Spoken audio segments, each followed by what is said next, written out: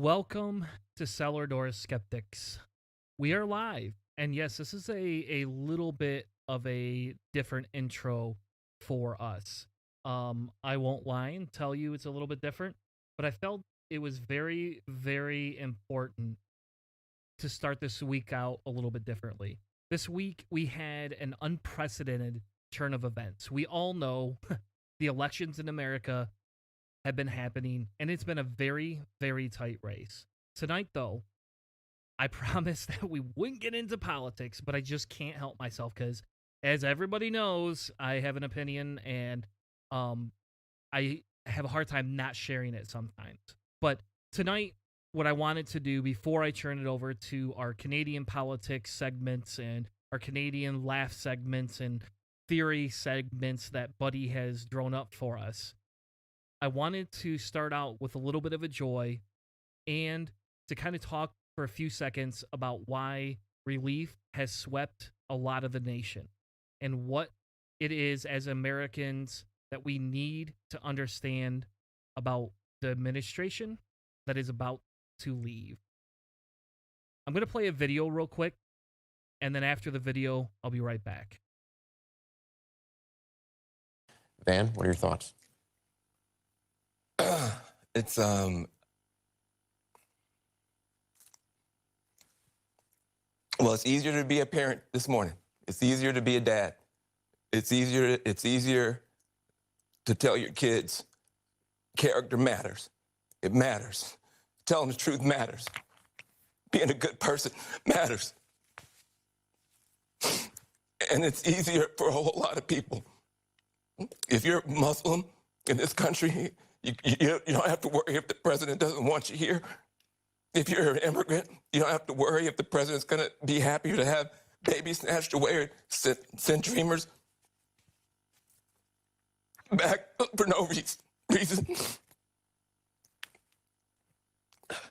This is vindication for a lot of people who have really suffered. You know, the I can't breathe. You know, that wasn't just George Floyd.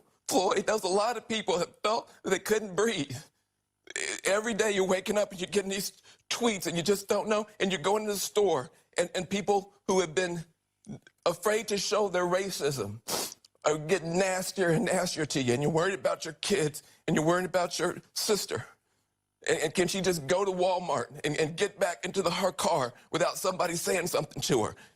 And you spent so much of your life energy just trying to hold it together. And this is a big deal for us just to be able to get some peace and have a chance for a reset. And the character of the country matters. And being a good man matters. You know, I just want my sons to look at this. Look at this. You know, it's easy to do it the cheap way and get away with stuff, but it comes back around. It comes back around. And this is a good day for this country. I'm sorry for the people who lost. For them, it's not a good day. But for a whole lot of people, it's a good day. So just that right there,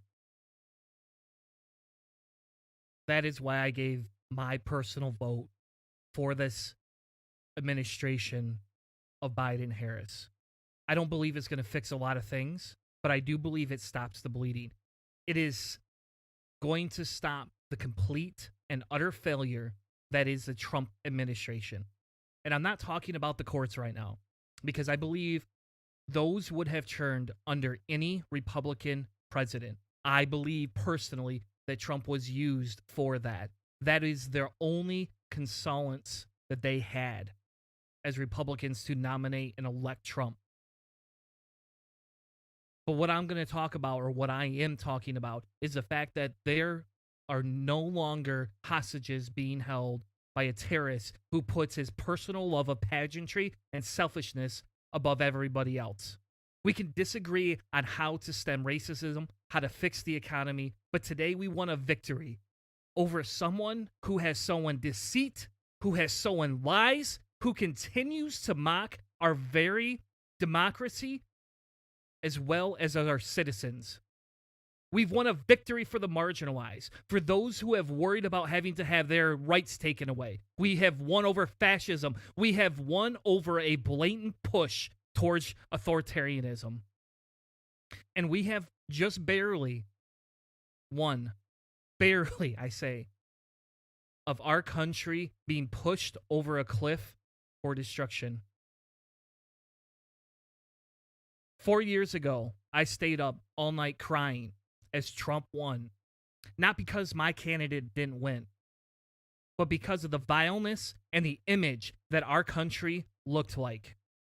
I mourned a loss of a presidential seat, but more importantly, I mourned that we had this egotistical terrorist who would do things to those that I love and others who are marginalized. For 4 years, we watched children be locked in cages. People live in fear of being deported. We watched church and state separation be eroded, of constant desire of people to tell each other, you're not American unless you're like me, of the erosion of scientific principles guiding our democracy, and a pandemic that has taken hundreds of thousands of lives. Today, I don't cry because of Trump. I'm happy to see him leave this office, for our democracy to go back to some basic semblance of normalcy, not because we have a Democrat in an office, but because Trump is no longer able to undermine our democratic nation. Trump will have to continue to go back to the corner and allow our normalcy to take place. The fight is far from over, and by no means should we stop right now and accept a Biden rule as the best thing that's ever happened to us in 4 years, because it's not, folks. But for 1 week, we will allow this feeling of overwhelming ease flow over us, as our democracy is no longer held hostage by an abusive spouse. So let the joy wash over you, and let's get back to working towards fixing America and helping it become more humanistic than we currently are. And now, on to the show.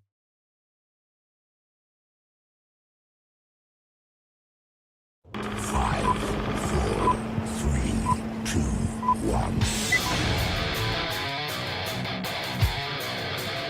Walk with me through the cellar door. A storm is coming, Francis. A portal to a more skeptical world. Cellar Door Skeptics begins right now. Prepare for the revolution with your hosts, Christopher Tanner and Chris Hanna.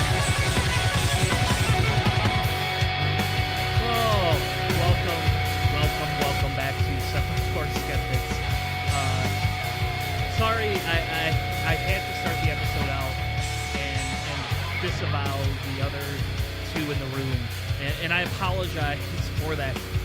But without the discussion, I couldn't continue the show, and I made a commitment that we would not. that we would not That we would rub our YouTube channel extras all over your face. We would not do a American show tonight. That we would allow Buddy to have his day in the sun. And as you can see, we have a new background. You can see the new background image. I love it. It's very Canadian. It's very Canada Bloody Day looking. Yeah, and I think Canada Day, bloody Canada Day. There's an importance here, that we have to understand. I mean, without this defeat, there can't be a tomorrow, right? I mean, that's what we're looking at, is no tomorrow. And well, the first person to call and congratulate anyone in the United States, well, congratulate Biden was Keith's dear leader. Oh, was that Justin Trudeau? Did he do that? I think he threw a Molson directly through the phone so they could crack it open at the same time on a Zoom call. It's a new technique they've developed. Although I believe I don't know if you guys saw the Zoom's stocks dropped 17% the moment Pfizer announced they had a vaccine that was working. Oh, Like, Jesus. oh, we're not going to need all these Zoom calls anymore with the vaccine, and it's just. So I don't know. There's been a lot of exciting things happening in the last few days, and a lot of conspiracy theorists are now thinking all kinds of crazy things about timing and Don Jr.'s crying. It's been interesting, but that is a topic for another day because we have Yes. awesome things. We do. Before we get into it, though, I'm gonna make a mention here because you're gonna see some changes for Cellar Door Skeptics. We obviously are no longer just a podcast. So if you're listening to us on audio, did I say auto? That's stupid. You did. Audio only. You no longer have to do that. You could see our bright, shiny faces on here. If you want to. If you want to. I can also mute our faces. The other upgrade that we've made is we're investing in the new technology called StreamYard, and actually we purchased a premium account that allows us to stream to 3 different places. Now, if we can build enough donations, we will increase that to be able to stream to 7 to 10 different services. But for today, we're just going to try 3. So if you're watching this live, you can see us on Facebook, on YouTube that you can't see, and on Twitter. We actually are live on Periscope right now. So if you type your comments, I've never tried this, but I'm told if you, whatever format you're watching this in and consuming our media in, you can type in the comment section during a live show and we will see them. I have no idea what platform they'll come from. I have no idea what it looks like. In the chat, it looks like there's a mini icon. There's a blue F, a red YouTube logo, and the Periscope thing next to for each destination. So in our chat, it looks like there'll be a little icon that tells us where it's coming from. But we have 3 separate things of destinations of either sending out a message or receiving it up here. So pretty cool. So we are moving back into video a little bit heavier. And my goal is we're gonna recreate all our intro videos that are a little outdated. Those are 4 years ago. Think about that. That was before Hillary took over Bernie. Like, even that's how old these videos are. So we are gonna remake our videos. We are also in talks with some other people to join a few different platforms. And I'm gonna share in just a second the new platform that we joined today. But before I get into that, we're going to make our website over. So if our website is down for the next couple of days, I apologize. It should 100% be back up within 2 days. I just had to ensure that I was able to get the website transferred over. We actually have a professional website better than the one that we had before. And that is going to be debuted hopefully in 2 weeks. So I had a professional work with me on it, and I'm hoping it's going to look good, but I can't guarantee it. But that's what we're hoping for. So, again, stay tuned for all that. The last announcement that I have, and I'm sorry I have to give the announcements beforehand. We have joined something called Trickle Up. So I don't know, has either of you heard of Trickle Up? Mm-hmm. It's, it sounds super familiar. Where do I know that name from? Where do I know it from? I don't know. Refresh my memory. It's that fetish group that you're in online. No, that's the Golden Trickle. Ew. Oh, man. That's bad. Listen, I'm of German descent, okay? We're into weird things. Just don't forget your the safe word was "Season looking." person. Good Lord. All right, so this right here is the I don't know. Oh, I got to add it back to the stream because I'm smart. Smart. This is the new place that we joined, and it's a combination of folks that are Andrew Yang, Bernie Sanders, those of us that didn't win, Elizabeth Warren, tons of shows on here. If you go into the podcast section, I know they label this a podcast. you could see, oh, I posted twice today, but you're going to see a lot of other content too from others. And I encourage you all, I'm learning some of these new podcasts. And so I encourage you to check some of these other ones out. There is a lot of Yang content to begin with, hence why we're joining to not provide more Yang content, but to provide more progressive content and help diversify the stream. I feel like a diversity hire now. You are. You might have been. No, you 100% are. Yeah, we picked you just You're not a because of very the good color. one. We picked you just because of the color of your passport. Not I gonna do lie. have one of the most desirable passports, apparently. Mhm. So, yay. Ours is America Blue. What color is your book on your jacket of your passport? I know they change colors. Some people have like reddish and browns and stuff. Oh, that's a good question. Ours, it's a very dark blue. Very, very dark blue. That's the most common color, I think. So it's probably similar to ours, but like some people have different colors. I thought it was fun. Anyways, so Yeah. yes, tonight, what are we doing? Yeah, so Keith, explain to us, give us a rundown. Give me a high level, because this is my world. Give me a high level rundown of what we're going to talk about tonight, and then tell us what are we going to talk about first. Okay. Well, first and foremost, congratulations. Your country, while there's concerning aspects of it, thank you for showing up and for keeping a tyrant wannabe essentially out of the White House. His tantrums are hilarious. I will say that. Yeah, that's kind of the great irony, and I really hope that somebody kind of has the audio of him saying "You're fired" playing as he walks out of the White House for the last time, just as a beautiful bit of poetic justice. But yes, congratulations for not having a Cheeto in chief for the next 4 more years, or however long he decides that he's going to be in power for. Because I'm pretty sure that would be the goal of his second term, is to figure out how to enact some policy so that he didn't, have to leave until he died. So yeah, that was nice. Really, really happy for you. There's no guarantee you won't run again in 2024. If he's alive, but I know. The Ruskies might take out his kneecaps by then. Oh darn! I didn't say that. I didn't say that. I do not try to wish bad things like that on people, because I don't think it's good. We appreciate the thanks, and we're happy ourselves.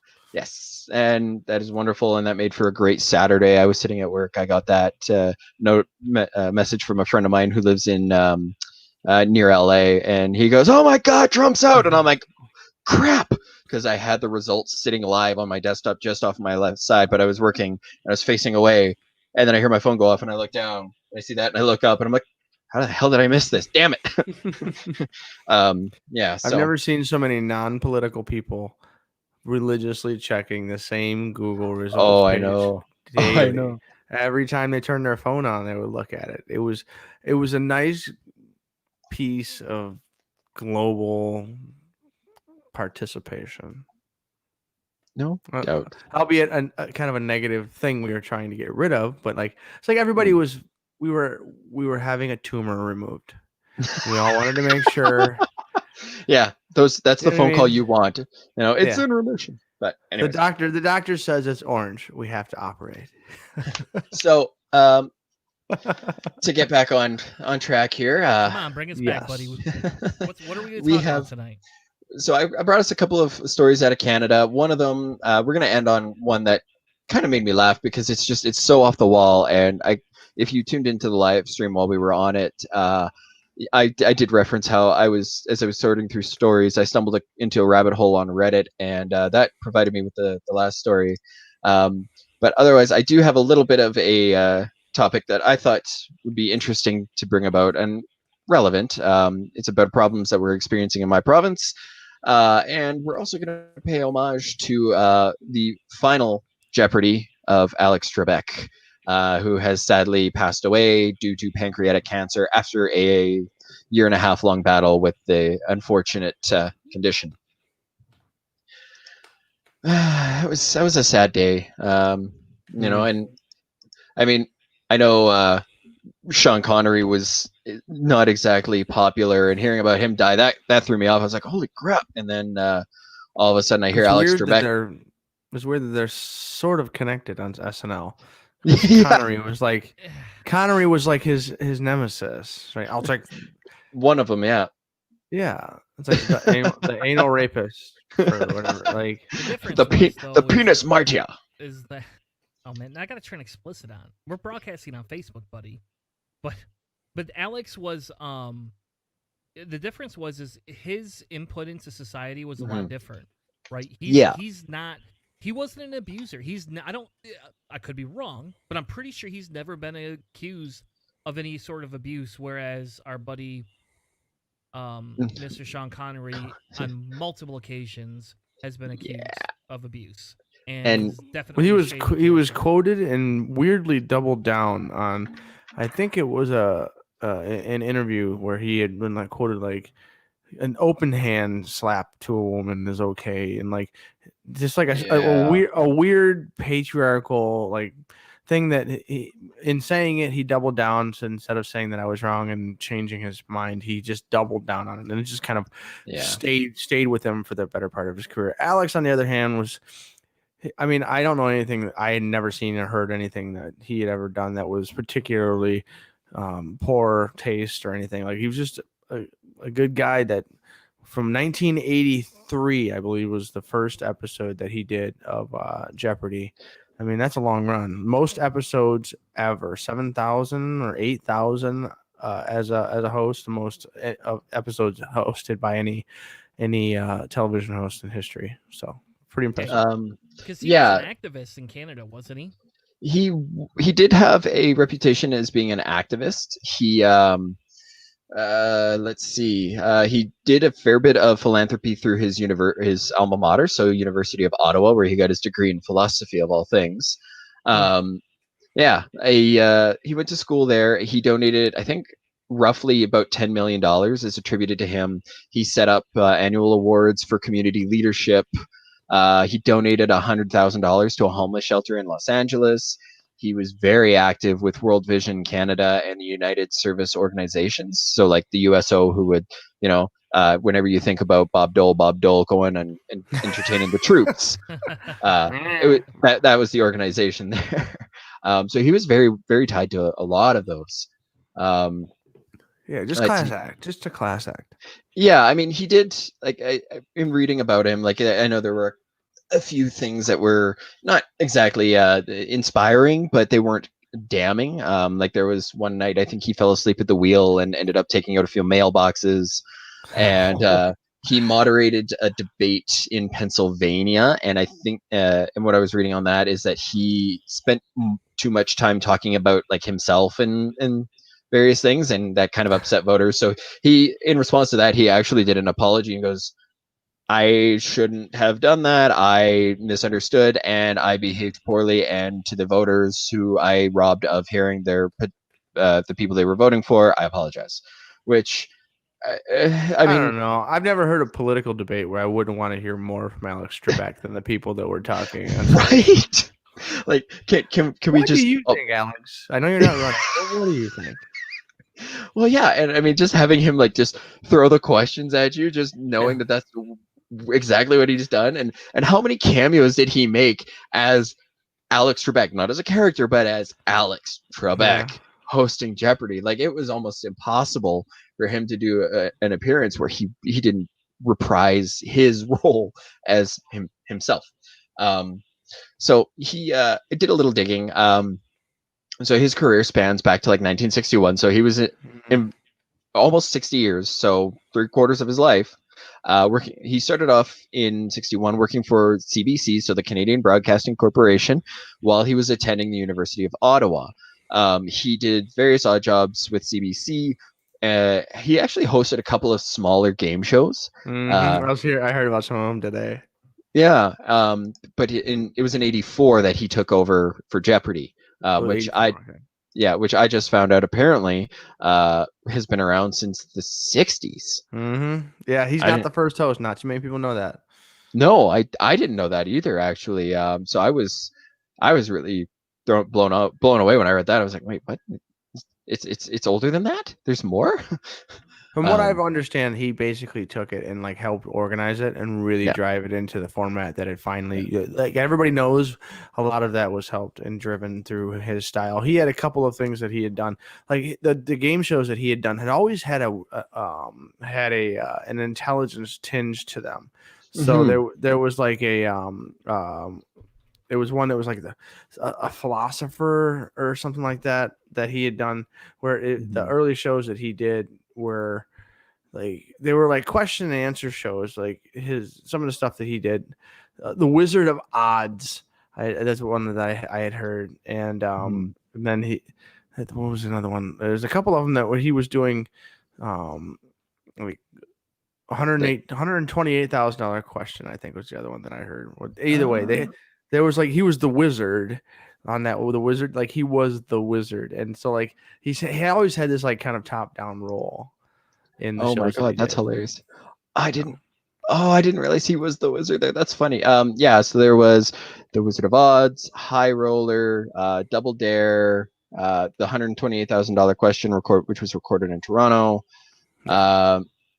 And yeah, all around, for the most part, not a bad guy, somebody you could actually like enjoy the company of and actually learn something from, which like Well, I don't know. The movie Bucket List and Morgan Freeman and Jack Nicholson was like that was one of the things that brought them together. Was Morgan Freeman would answer all the Jeopardy questions before they were finished, and like I mean, Alex was in roles in movies and all kinds of comedy and stuff.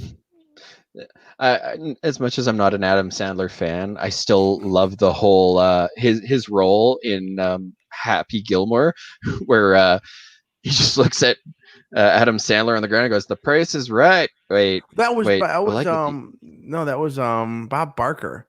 Yeah, was that Bob? not Oh, Alex never mind. Tervek. Yeah. Oh Oh, my God. gosh. I'm That having was- you know what? I'm having a long weekend this month. But there was an I can't remember who it was that Adam Sandler in that role had wanted another person and couldn't get them. How the hell? But did yeah, I no. don't know. Old white guys, they all look alike.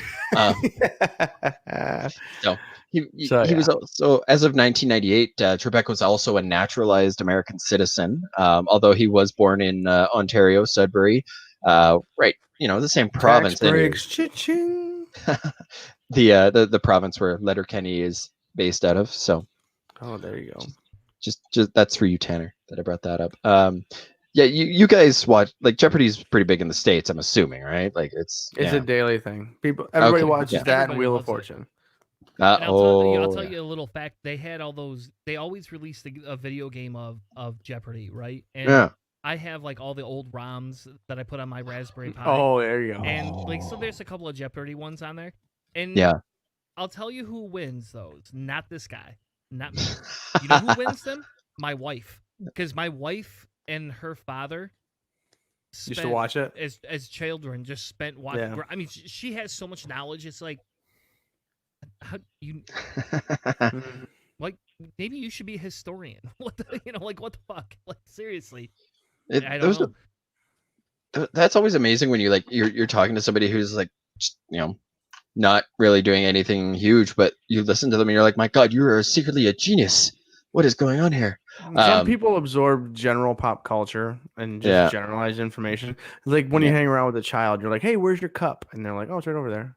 It's like, you haven't touched that in like 4 hours. How do you know where that is? I put down my wallet and 18 seconds later, it's gone from my memory completely and totally. Some people kind of like keep track of all that basic information, just like all the things they interact with. They're in like, it's a conscious thing, or it's basically your brain isn't like, I don't need that information, I'm just going to kind of pass it. Yeah. Because one of the things that people that are really, really good at things like Jeopardy are people that are always kind of aware of everything that's happening. So they're always recording. They're always making memories.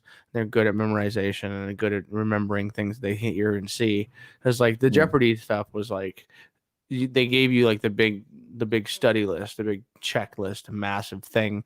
That's why Ken Jennings was so good at it and all that stuff. But like Trebek had the the resources and everything, but sometimes there's a whole series of things where some of the contestants would just piss him off, and like he just gets snark and just kind of like just savagely destroy them, like no. And then there are some cases where like he would make like a bumbling mistake or mispronounce everything. So like there are really cool supercuts out there that I've seen popping up here and there of just the best and the worst moments of Trebek as the Jeopardy host. And I don't know, it's been an interesting thing to just kind of think back as to like a game show host being as big of a part of American pop culture as he has been. I mean, he really is a big chunk. It was a big deal when he got cancer. Like everyone was talking about it. Yeah, and especially because he was Canadian, I think that's hilarious too. Mhm. That would almost like be like why is that hilarious that he's Canadian? Because as usual, everything. as usual, some of the best parts of Canada are co-opted and taken down to America. Mm-hmm. Well, And I yet think we- he chose to come here, my friend, because there's more money down here, I guess. Yeah, Just saying. yeah, there Or is. he won't. He That's- doesn't have to give as much to the government if he comes here. Oh. He also doesn't. possible. Also possible. Yeah. Yeah, Art Fleming was apparently the original host of Jeopardy, and he passed away in '95. Okay, good to know. Neat. Yeah, so I remember like when I was a kid, a lot of times it would be playing in the background, and of course I was like one of the times when I'd like always be in awe because my dad would get a lot of the questions right and be like, "Oh, Dad's so smart." And of course, as a kid, you'd think you just like, "Oh my God, that's amazing!" And then it was funny because watching an episode of Jeopardy was like one of the first times where I got a question right that my dad didn't, and he actually got wrong. Good feeling. And I can't remember the exact question. I just remember the answer and my dad's response. It was something to do with the largest member of the elk family, and I said, what's a moose? And my dad's like, no, I don't think they're part of that family. And then all of a sudden, Trebek goes, I'm sorry, the correct answer was, what is a moose? And I'm just sitting there like, ha ha. That's the most Canadian answer ever. What's the one thing you ever got right on Jeopardy? A moose. Actually. So yeah, it was fun, and yeah, Jeopardy was. I always remembered enjoying it. I mean, they made a lot of good spoofs from Saturday Night Live, so there's that too, right? But yeah, it was kind of sad. It was actually one of those deaths that you're like, oh, I'm not seeing a lot of people go, yeah, he's dead, but he wasn't great. It's Can we trade a whole bunch of people and just bring them back? Right? I can think of a few. Well, they could have the either whole way. Trump administration. I don't know, but anyway, I think another segment that you had going for us was a little bit of glove guy. What? Oh, we're gonna go down that rabbit hole first. Okay. What? Oh, Okay. All right. This I'm not kidding when I say I stumbled across this while No, just kind of. hold on. All right. Let Hannah before you say anything, because I don't think Hannah's read the show notes. Hannah. No, what- I didn't what- dive in. Tell us what your opinion of glove guy is. Well, from the picture that I see on your laptop in the background here, I'm thinking Jason Statham putting his gloves on before he gets into his BMW. That's all that's my first thought. But I do remember before all of the cans of alcohol got to me during the stream on live, that I remember Keith like vibrating and giggling manically over something that he had found on the internet. So I have no clue, no idea, and I did not get into the full-on show notes because I was like, you know what, I'm gonna just listen to Canada. So what the heck is Glove Guy? Glove Guy. I originally read it. I thought I was reading R No Sleep. So for those of you who like scary stories, r/no sleep is usually a good subreddit to go to. A lot of them are kind of out there. Some of them are really, really good. Some of them, not so much, because it's not just for really good writers, but amateurs too. But I started reading this, and the title of this post, and it actually links directly to this post from the Vice article in the show notes. It says the title is "Warning Men of Halifax, the Glove Man," and that's actually a pretty fair representation if you're watching the stream here. Just knuckles and crotch. That's exactly what we're getting into right here. So what I started reading about, and this apparently has been going on for years, is this guy will pick up young men late at night who are intoxicated in some way. And there are some reports of him having them while they're drunk kind of drive. That doesn't seem to be as important or consistent of a detail in terms of some of these stories. What you typically would see with these stories was that he would find the young men who had left the bar, they were by themselves, offer them a ride home. But while he did, he would say that he is a glove salesman and that he wants them to try on his gloves. And they were always very tight. He would give a business card. And of course, as they're putting the gloves on, they're noticing, they're really tight. And he would say, like, just work them in, work them in. And the women who are listening, I'm sure, have already figured out exactly where this is going, because they've dealt with something similar. Because men are gross. And essentially this guy is using these young men as a fetish, because there are reports where sometimes he would get a little excited, and if you're happy and you know it, take off your pants. Oh God. Yeah. So going back to the Vice article here is he would cruise the streets in a black SUV after the bars closed, pick up young, often drunk men, and offer them rides home. He gives them a business card and has them try on pairs of excruciatingly tight gloves, assuring them it's for a glove sales business. Love the gloves. There's a lot of conflicting reports, obviously, because his targets were, typically inebriated and invulnerable, and probably not going to be able to recall everything accurately. But so we're talking like O.J. Simpson trying to put on the gloves in the courtroom. It don't fit. Oh, It's I too could tight. only. I'm wondering if You know what this I is where mean? that guy got that fetish from. I did. My first Yeah. thought is just like the only time I've ever seen anybody trying to put on like leather gloves that are just too small. This is O.J. Simpson in a courtroom. Yeah. So obviously, because there was nothing overly serious going on until 2016, the police would only really receive reports, and unfortunately, due to legality issues, police can only do so much. But in 2016, Glove Guy All was the picked up. things changed. Glove Guy picked up somebody who, in this case, resulted in a police charge. So while this gentleman, Sean DeWolf, said while he was made to try on several pairs of gloves, Glove Guy, let's learn to talk here, started to masturbate in the driver's seat. So Sean says he fled the vehicle as quickly as possible. But they do bring up an interesting point in this article. Obviously we're kind of sitting here, we're laughing at it because it's ridiculous, but also remember, this is still sexual assault. This is still, and again, as I said, women are very, very familiar with this type of behavior where, they're kind of vulnerable. They think somebody makes it seem like they're being nice, and then really they're just getting their jollies. So I'm going to interrupt for just a Yeah. second, because the whole time, like when I was reading this and like at the beginning, the whole masturbation like thing that shows up, I'm sitting there thinking, in the way you're describing it, I'm like, I bet Keith knows something we don't know. I bet he's jacking off into the gloves, and then they're putting them on, and Ugh, then he's gonna get now off I'm a gross. second time, because Now- that would be weird, right? I mean, that's weird. Incredibly. That's a I'm weird pretty thing. sure that's probably taking it a bit much, because those guys would have been like, squish, run. But Yeah. Oh, don't yeah. know. That's it. You put that on, you go, no.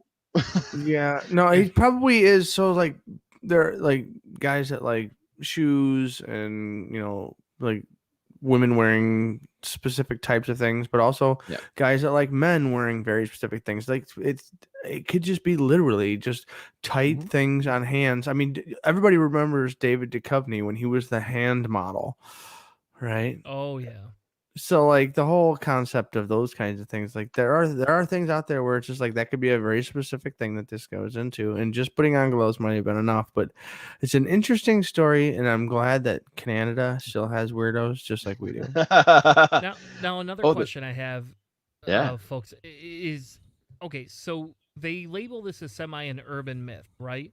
Yeah. So there's earlier in that article it said that there was over 638 comments that all seemed to coincide. Now, Yeah. we had to be careful because we're in the middle of a conspiratory dealing with voter fraud right now, Mm-hmm. which we'll cover next week, everyone.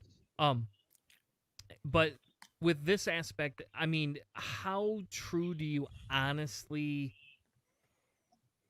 feel this is? 100%. Because Because Because you're the glove girl- guy. no, God, that would have been awesome if I'd had a chance to have a glove right there. That would just have like- made it better. No, I'm looking at I'm I'm scrolling a little hard. further down on the article. There's a dude in a Uh, hoodie with police officers, so I'm guessing something. there was an happened. arrest made. So the DeWolf story that I was mentioning actually resulted in police charges. On the 10th of May, this gentleman was caught, and the police or the citation or ticket or whatever is included in the article, and it says that willfully did an indecent act, masturbating in a public place, a vehicle in the presence of Sean DeWolf, contrary to this particular part of the Canadian Criminal Code. So yes, this is Did actually the real. guy confess or something? He Or pled just guilty to it. identified? Yeah. Okay. To Yeah. If you to pled a- guilty, then I mean, This is Trump right here. In a Facebook post dated Yeah. August 1st, he wrote, "The biggest mistake was trying to promote his glove business between 2 and 4 a.m." Oh yeah. Oh, but read the next paragraph. The post continues. I'll go ahead. I will say along the way, I did get a little pushy to get people/guys to see and try on my gloves because I was so damn proud of my products that it creeped some of you out, and that was never my intent, and I'm so sorry you felt that way. So basically, I got caught being creepy, and now I'm trying to save face. Because, like, come on, really? That's all you have? Literally, specifically what you said. Come on, really? Yeah. Ah. So, and then there was a separate incident where the accused in this case was charged with impaired driving and suspended for 90 days. And he was arrested July 29th and was alone at the time. He denied that it was him in an email device, but the police confirmed that it was the same guy. So, yeah, and now he's and he told Vice in another email that the rumors spread by Reddit, because of course this showed up a fair bit on Reddit, and why it was seen as an urban myth for so long.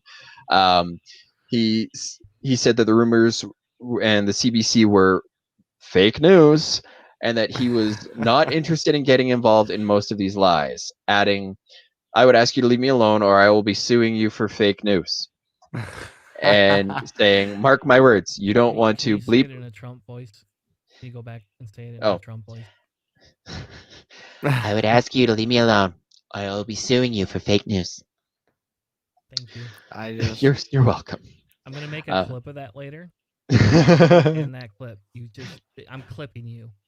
okay. There are worse things. Say your, so in fake, another. your fake news brings all the boys to the yard. They're like, it's sweeter than ours. Oh, it's Oh, the just song words. yeah. Yeah, I and mean, then it's either that or it was either that or Ben Shapiro and wet. his wet S P word, or in this case, G word. Yeah, he's Stop. Just keep going. With the I- article. yeah, We'll be here for. he's really so saying Connors. the one of the last emails. It sounds like he said, you don't want to mess with me. I will come after you in every way possible. Oh, man. And oh yes, Is that his website? That I believe that's his card. Oh. Oh no, that is the head page of the website. My apologies. And the website now is only accessible through the Internet Archive. Of course it is. That's Yeah. so bad. Oh yeah.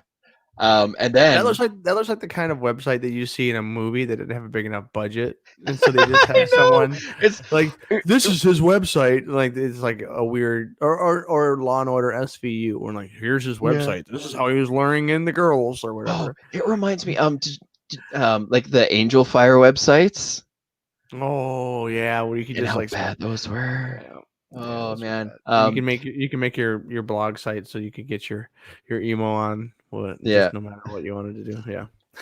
and then the story continues to get weirder. What? Yeah. How does it get any weirder than that? So there was a podcast, a true crimes podcast called Nighttime Podcast, which investigated the legend after seeing the Reddit posts. He interviewed 4 men with glove guy tales for 2 of his episodes that aired May of last year. Man. Yeah. So I'm just going to take this from the article here. So one guy explained, first thing he does after I buckled in my seatbelt is open the glove compartment, at which point, God knows how many pairs of gloves spilled onto my lap. And he almost frantically starts requesting that I start trying them on.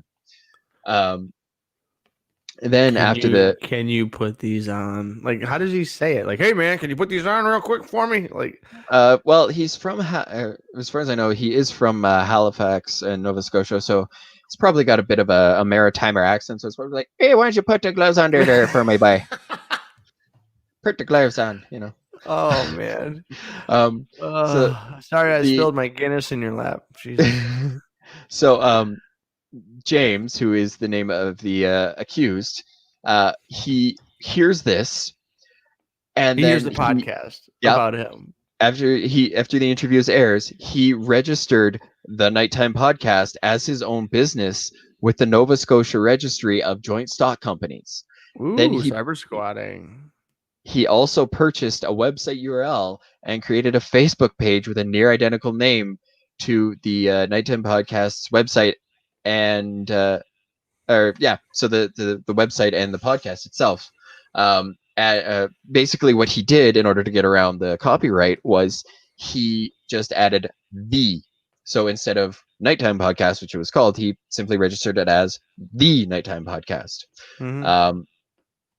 Yeah, and so it's funny that you mentioned basically tried to buy all of the things so that he could be in charge of any IP when people come to it, and just redirect people to something dumb. And so he's just trying to just spam the internet and then chase people away. And so what then happened? God, no, I did. Bring it back, Matt.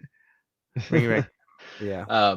And he posts. So James posted to the Nighttime Podcast Facebook page that he created. Oh no, the glove guy's here. Oh God, it's Tanner. All caps too. Oh yeah. Dude. Yeah. He did this to express his displeasure with the podcast, saying that there are 2 sides, and he apparently admitted picking up the men and having them try on gloves, but saying that it was a marketing ploy. Real glove company. Oh yeah, those that don't think I'm a real glove company and was only trying to pleasure myself are off base. My glove company is real, just like my gloves are real. So he's basically falling back on his claims that, I did get a little pushy. I was just really excited about my products. I'm so proud of them, and I'm sorry that you got creeped out. But I'm not actually sorry because it's your fault. This is the first legitimate rabbit hole I've seen in a long time. Oh, I know. This is just. Oh no. Oh my God! Is that Loki? Oh, I hope not. It's oh man.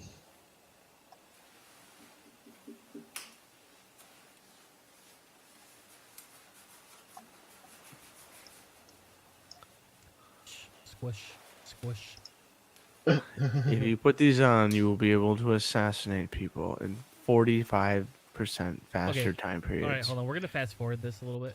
Yeah, it's a little. How long is this video? My gosh, it's almost 10 minutes. Oh, the one I'm looking at is 10 minutes.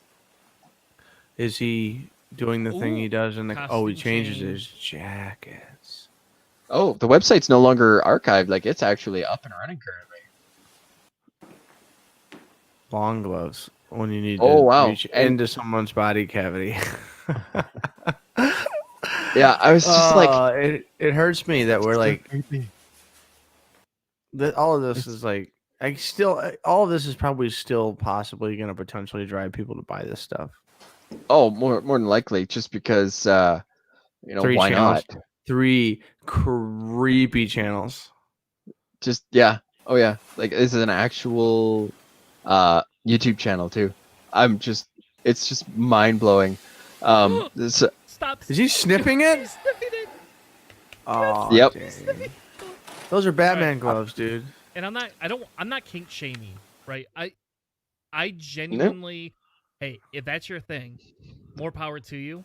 That's not why we're laughing. We're laughing because of the pure fact that this guy was caught doing all his oh my god, it makes the masturbation easier.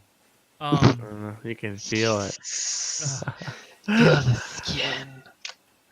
Oh, crazy. Yeah.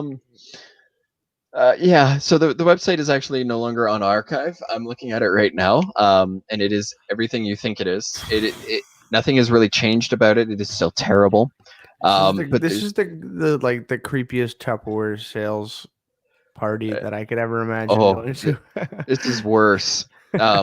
So actually now he started advertising pop-up locations and appearing at other places. So there's it's a pop-up look. I hate ads like this where it's not entirely clear what they're saying. So pop-up location Saturday, November 7th and Sunday, November 8th, Saturday, December 5th and Sunday, December 6th, 9 a.m. to 5 p.m., which is a more reasonable time. Ultra thin online driving and dress gloves, motorcycle, ATV, snowmobile gloves, skull caps, face and neck warmers. I don't know why he's not trying to hit up the market for like masks or now. I mean, like that seems like a great way to make money. What was the Canadian dude? What was the hat that you had the name for with the pom pom? The toque. The tuning. Toque. The toque. Yeah, like the super thin leather toque is like that has to be where he's going next. Yeah. Which is so congratulations, you found something weird. This is weird. This is genuinely weird. So where does it go after this? This guy's got a website that's moving and people are like, he used to masturbate in cars. Now he's selling gloves that are super thin. Like this is the lengths that he went to do this. And I mean, if he's not like, if this isn't him just trying to cover his tracks, but this is genuinely him admitting that he has creepy behavior, like dude needs to seriously seek a lot of class work in terms of social skills. Just because of like it's like it's either that, like people that lie and they refuse to ever admit doing something wrong. This is like the longest. This is the longest. Like I'm never gonna admit that I did something wrong. And so like he was just pretending that he had a glove company because he was beating off with dudes. And now he's like, oh, I have to start a company. I'm gonna prove that I wasn't like lying. Like this is the longest long game of like weird, creepy public masturbation ever. Yeah. Wow. Yeah. Now there's not a whole lot to follow up to it. The owner of the podcast has until Keith says, I got picked up. Until I come back with more. No, there was a let's see here. Where was the court order? Where does it mention? It's right here. Hey, you can't Right work here. for Lyft or Uber I anymore. was just trying to look for just looking for more details on it, but that's not really important. So the podcast has been advised to block this guy because he's, cyber squatting and trying to redirect traffic and, kind of besmirch them. The behavior is disconcerting. But the glove guy is not an urban myth. He is real. And, there's a longer conversation to be had about the fact that, he was preying on young, vulnerable men. And, it's easy to laugh off those stories because socially speaking, the thought of a male being sexually assaulted, it's like, oh, ha, ha, ha, that doesn't happen. It does. It does. And, that's kind of the very real message that we should also be taking away from this. It's a very real problem. It needs to be addressed. And unfortunately, this guy is getting away with, using the same tactics as your average sexual assaulter of, no, I didn't. You're lying. Blah blah blah. I mean, I This may is have been a little gaslighting. weird. Yeah, Yeah, exactly. straight gaslighting. I may have been a little off base, but it wasn't bad. Blah blah blah. You guys are the problem, not me. Mhm. So yeah, don't. It is not an urban myth, ladies and gentlemen. Not even slightly. So Mhm. if you're drinking I and feel you're a like young male, I feel like we just caught Hook Hand. Like, see, he's right there. the hook. Watch out for the hook. Ugh. Yeah, kind of Beautiful. amazing on that one. Wow. Yeah, if you're drinking in Halifax, do not be Oh, alone, God. gentlemen. Do not go anywhere alone. I don't think you have to worry Especially. about that for me. I mean, I'm pretty I sure I'm good. I don't think I know anybody out in Halifax, but you never know. Things happen. Oh boy. I guess now we can move on to the more depressing of my stories. It gets So, worse than that. well, this it's not so much depressing as it's just It sounds pretty American to me. it's I- contributing Problem to here. yeah. That right there actually. that's the most capitalistic thing I've ever seen on the bottom of the screen here. Yeah, basically. So, as some of you have heard me rant and rave about, Alberta elected a conservative party back into power after a 4-year reprieve from a 44-year dynasty of conservative leadership that was not great for this province, although at least we weren't quite in the hole we are now. But, here we are. So currently, Jason Kenney and the United Conservative Party are putting forward motions to basically get oil and gas companies from property taxes for the next few years. I wish that were an overstatement, but it's not. They still are trying to promote this idea that prosperous oil and gas industry, prosperous Alberta, which we all know isn't the case because he gave what was it, Suncor, over $1 billion in tax cuts, and then they left and still terminated thousands of positions in Calgary alone. So I'm not sure how people are still buying his particular brand, but you know what? Let's just go right down this rabbit hole because we're not angry enough now. So what they're trying to sell is a 3-year property tax exemption beginning in 2022 for energy companies drilling new wells or building new pipelines, and eliminating the well drilling equipment tax for new drills. The Minister for Municipal Affairs, Tracy Allard, announced the decision via teleconference and stated that they had proposed 4 scenarios under the previous government, which would have had a drastic impact on tax revenue for municipalities with declines of up to 20%, or so the Conservatives like to say. They going on to continue to claim that if they continue with the 4 scenarios, they'd be forced to raise taxes significantly or cut services or both.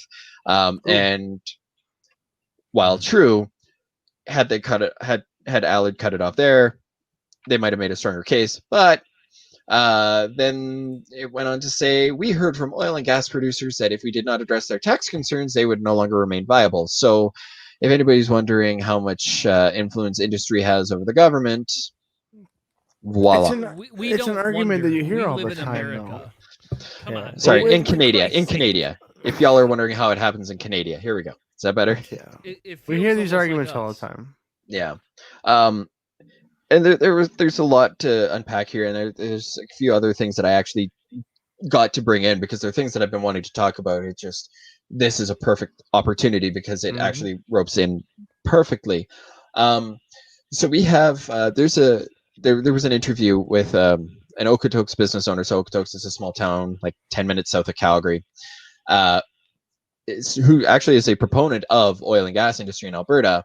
But he's saying that the reprieve from taxes for the oil and gas industry is not going to have a good impact on small businesses. He basically said, if my property taxes go up because oil company gets a break, just so it's revenue neutral to the province, that's not good for me. And this is he owns a restaurant. Now, obviously, if a company isn't paying their fair share of taxes for the land that they're using, well, that money's got to be made up elsewhere. Yeah. But it'll be made up by everybody else other than oil and gas, just so they can continue to make money. The city that I was in Michigan, they basically gave massive, huge tax breaks to these giant Mhm. mega churches. That there was a Yeah. couple of them that were real close to where I live, and it's like these huge physical structures that were like, no property taxes. So all the local houses, everything Yeah. went up a little bit. And the same thing happens with my business that I was in with the small manufacturing business, is that Mhm. these huge companies in the area that were like given incentives to stay, to please don't leave, please don't leave. We'll give you a bunch of taxes. Everybody else, we're going to cover for you Mhm. guys. I don't want to cover for them, Yeah. And so like my guess is that that's the same dynamic that's happening there. It's just like the larger companies are getting essentially begged by these cities to Mhm. stay here. Give us your input. It's like a lot of the cities all over the United States who are trying to get the Foxconn building, and that ended up going, I think it was to Minnesota, and like billions and billions of dollars in tax incentives, but the amount of money that these companies would bring into those cities is less than that. So it's a Yeah. net positive for the companies that are coming into that. And But oil and gas, I assume that they're probably, it's part of their business model. How can we maximize our profits, reduce our overhead? yeah. There's an equation, and there's a certain amount of money that they can say, if you give us an incentive this big, it creates X amount of profit dollars, and that means we get what we want. Okay, we'll stay and do whatever. And like the small town cities are like, what are you doing? We can't afford that. Yeah. That's actually essentially what's going on, and I'll get a little bit more into that one in a few minutes here. Um, so this is actually from the article from alberta.ca, which is the government website where they've posted this. Tanner. Yeah. He's like, okay, just make sure I know which articles. You I'm gotta not tell me I'm which not one to smooth. go to. I don't know. You have 100. Alberta.ca. Thank you. You have 100 in here. Oh yeah. Oh, if you're looking at the document, I guess I can just click on it and you'll see where my cursor is. Well, Yeah, that would one. be fucking help. Yeah, it would be, wouldn't it? I guess I should. Yeah. I could do that. That seems pretty easy for me. So the 35% property tax reduction on shallow gas wells and pipelines is they're proposing to extend it into 2021, 2022, and 2023 taxation years. And their justification is will help shallow gas producers cut costs, protect jobs, remain competitive in the face of economic pressures facing the natural gas industry. Province will continue to work on updating the assessment model during this time. Basically, what that's saying is that they're redefining the depths of the wells in terms and using their calculations for how much they're paying in property taxes. Is So this as a long as fracking thing? I don't think so specifically, but that wouldn't be too surprising. Because shallow gas makes me think of fracking because it's relatively Yeah, shallow. But anyways, they continue. don't actually mention fracking, so that could just be their sneaky way of getting around that. Good eye on that one. So basically, it's as long as your well is under 1,500 meters. I don't know how many feet that is. Like, I don't know, 500 feet maybe. You get, or not 500 feet, 4,500 feet. Sorry. You get, you don't have to pay X amount in taxes because of property taxes or whatever. And then they of course add the little bit of why it's needed, which you can see right there. And they're saying while tax rates are determined by municipalities, the model used to determine the linear property tax well and pipeline assessments have not been updated since 2005 and do not reflect the circumstances faced by many shallow gas producers with older, lower productivity assets. The situation has been made worse by low commodity prices, the global economic contraction, and the COVID-19 pandemic. Which, I mean, okay, sure, but for people who are sitting there promoting, oh, free market, free market, free market, well, the market's dictating. The market is saying this is no longer viable, so find something else. But of course, as we all know, conservatives couldn't pass an Econ 101 test with their with the textbook sitting beside them, and as much time as they needed. They want to also eliminate the well drilling equipment tax for new wells as a way of trying to, saying, you don't have to pay taxes on it. You don't actually have to pay for the things that you use to run your business to make money off of our resources. Yeah, it's That makes it's sense. very Yeah. Makes And sense for them. I mean, it's an economic model that has been tried and proven in the United States. Also, shallow well and shale oil, that is fracking. I just did a couple quick checks. Oh, okay. So it's basically they pump in hydraulic fluid and hydraulic gases into the ground to force out natural gas that had been trapped inside the sediment and limestone and everything else. And so it's fracking. It's it's one of those things that has it turns your local water yellow and means that you can kind of sort of light the gas on fire in your faucet on fire. I've always wanted a I'm in blowtorch Ohio. under.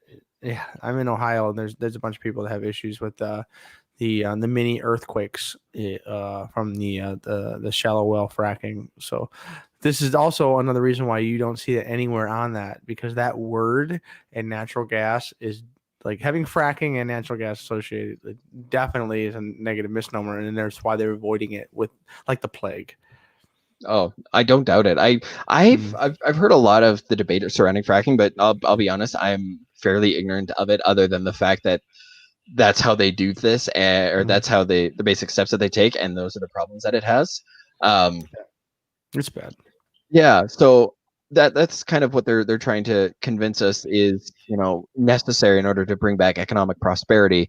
Although, fun fact, the UCP are now running a bigger deficit and have actually wasted $1.5 billion taxpayer dollars on the Keystone Pipeline, which we knew was dead years ago, but they're still trying to promote it and make it seem like it's viable so they can blame somebody else for their failures. It's the basic Trump model of success. The Republicans love to talk about being debt hawks and deficit hawks, but when they're in power, they don't quite follow that. I'm assuming that the conservatives in Canada do the same kind of thing. Like, we shouldn't spend any money. We're going to run up a deficit. And then as soon as they're in power, like, we need to spend money on all this stuff. It's like, well, which is it, guys? Not even on all the stuff. We need to spend money not bringing in more money from our friends because they're going to give us, financial kickbacks or support our political runs, our PACs or whatever. Yeah, the head of the Ohio GOP just got in trouble for a $2 billion kickback with First Energy Corporation for saving some nuclear plants. So it's been really cool to see this guy who refused to remove himself from his position. He's still there. That is ballsy. Yeah, it's bad. That's like almost worse than Lindsey Graham and Mitch McConnell. Almost. How is that not like on something for like John Oliver or something like that? Like, you should submit that shit, dude. Oh no, it's known. I mean, NPR has been broadcasting this stuff for a while. It's absurd, and it sounds like something that Oliver would do. It was basically what they did was First Energy Corporation, who is in charge of it's like Consumers Energy in Michigan. They're electrical and sometimes gas corporation, and they essentially they had nuclear energy plants that were decrepit, going down. They needed subsidies, and they needed a bailout, and so this guy was the head of the Ohio GOP. And he got this bill passed. It was reform something 40 or something like that, 43. It was done before I moved to the state, which I don't know it specifically, but what they were doing was they were giving him kickbacks, and he and a few other people bought like houses, $100,000, $200,000, $300,000, $400,000 houses, like massive amounts of money coming back to them if they get this thing passed. And it got passed, and so that there's a whole bunch of people, Republicans and Democrats alike, that want to repeal it. But this guy is like, I haven't been found guilty yet. Why should I have to leave this position? And why should we have to repeal this? Like it's literally blatantly like even First Energy Corporation is like, kind of, sort of. Like, it's so bad. Yeah, it's like I imagine that this is about as blatant as that. Like, it's just these people are just like it's pretty clear what they're doing. I mean, they may not have their hand in the cookie jar on camera, but what else could really be happening? Oh man. If we had more time for tonight, I could bring up two other issues that are similar with Alberta's Betsy DeVos and I don't know. You have your own? We just got rid of ours. Yeah, Adriana Lagrange is under a lot of scrutiny for the shit she's tried to pull. She basically said, we've had advisors propose this curriculum, and it's basically taking us back about 50 years and bringing the Bible back into public schools. Basically, start teaching, not just like teaching kids about religion in an objective context, but like actually hammering it down their throats again. And then there's so our health. catechism for the state. Yeah, and then there's our health minister, whose wife owns a private insurance company, and he's been slowly dismantling our healthcare system. But if you follow Buddy Lumberjack on Twitter, you know exactly how I feel about one Tyler Shandro and Vital Partners, the insurance company that is profiting off of Albertan citizens' misfortune. I have a question: are those Canadian essential oils that possess your soul, or just the regular oils? Essential, because they're my favorite placebo of choice. Yeah, it's the lavender. The lavender always gets me. Yeah. What's yours, Tanner? I'm not a big fan of essential oils. They usually give me headaches. So, I guess if I had to pick one, I would say marijuana. Okay, that's definitely a good incense. That's a winner. That's a winner. Probably the closest, and no, I'm not high right now. So that reminds me of one of my favorite. Tells me that. Reminds me of one of my favorite lines from Bill Nye Saves the World. I know it's hard to sell white people incense without weed, but that was like I actually had to pause it. I was laughing so hard. So the big reason why this is part of a problem, and why a lot of people are starting to hopefully wake up to the bullshit and the lies that they've been force fed by the UCP, is because it was released that the oil companies haven't been paying their taxes for a little while, and according to the Financial Post article that I've provided, they owe almost $200 million to the rural municipalities just in property taxes alone. So it's about 173 as of, I think it was this year, which is up over $90 million from what they owed the same time last year. So they owed they racked up an extra $90 million in back taxes that they owe to municipalities, and just kind of going through a bit of a breakdown. So 40% of the unpaid taxes are from severely distressed companies in an industry that's been hit by the lower resource prices. So that's 40%. So that's not most of it. Most of it, 60%, is from companies that are continuing to operate but refuse to pay. Thank you, Mike. That is beautiful. Comment Chandra, more like Scandro. And he's not wrong. He's not wrong. So that means that giving the property tax breaks is basically a slap to the face of municipalities who depend on this tax income.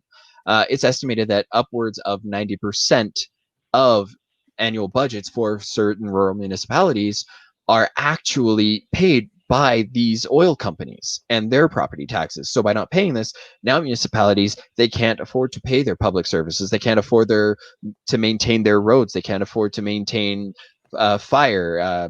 I think they have, I don't believe they have their own specific health care providers, so I think they're part of a provincial system, and then of course wait.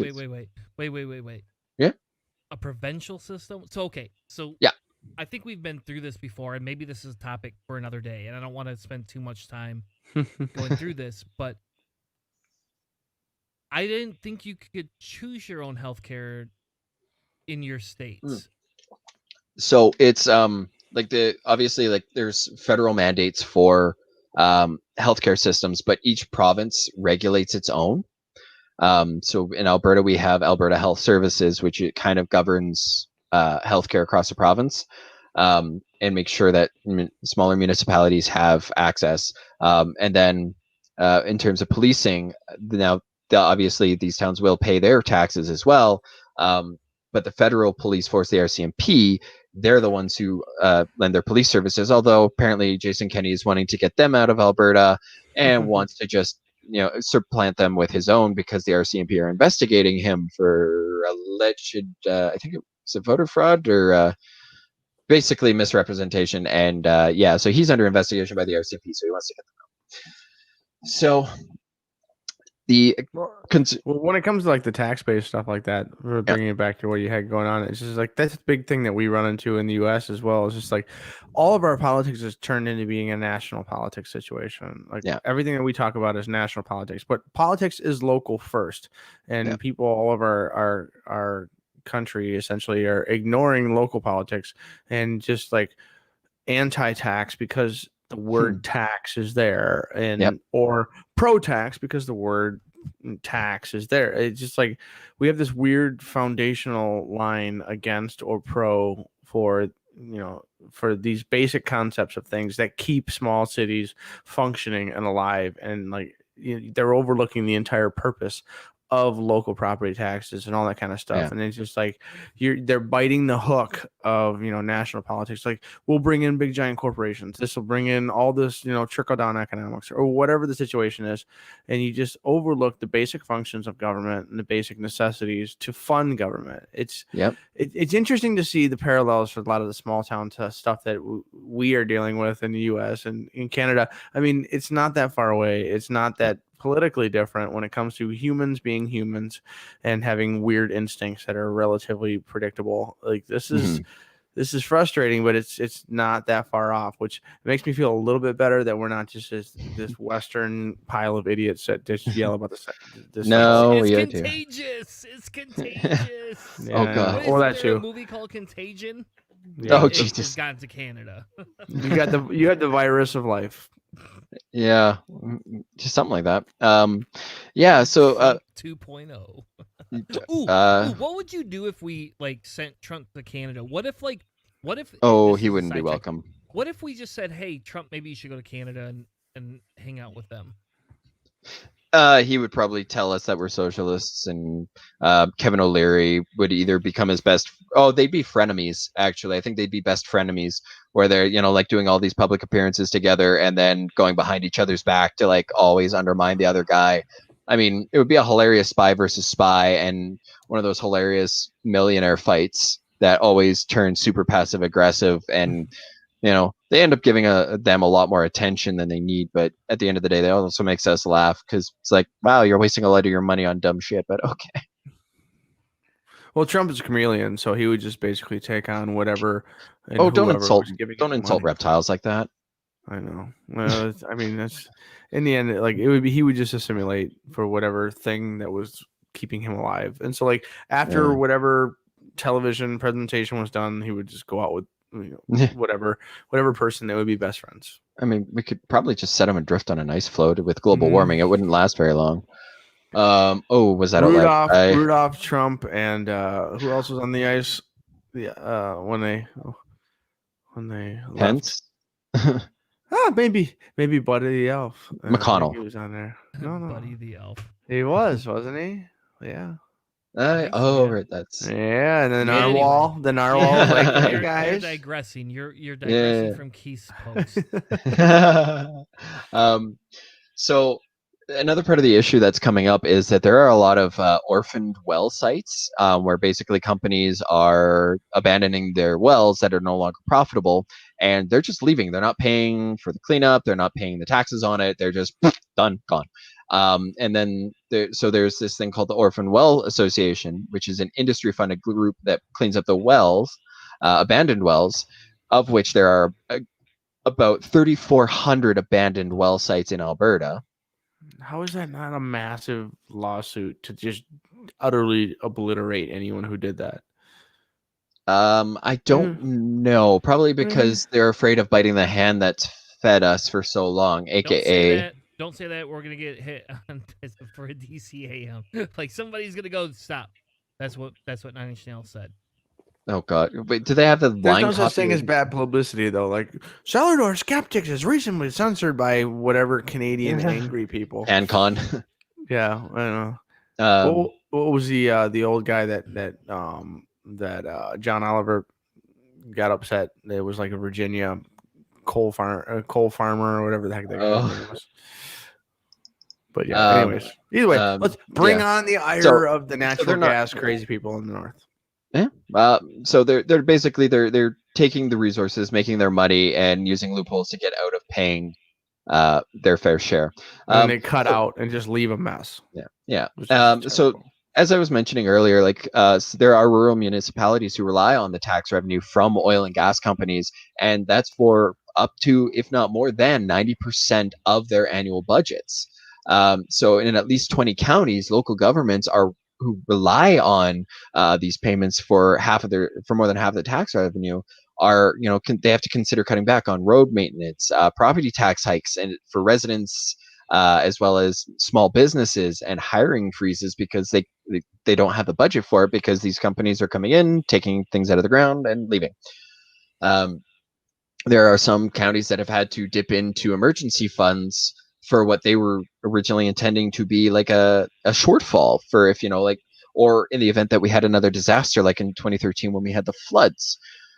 And then there's so now we have another article up here, the narwhal, and basically, it's been said that it's not fair to give a tax break to these companies while expecting local governments to maintain these same levels of services. Like it's deliberately like shooting them in the foot and then saying, run a race, come in first, you better come in first, kind of like a Russian gymnast coach.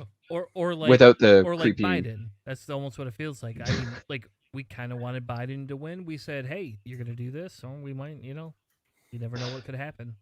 Well, it We was know either that people. yeah.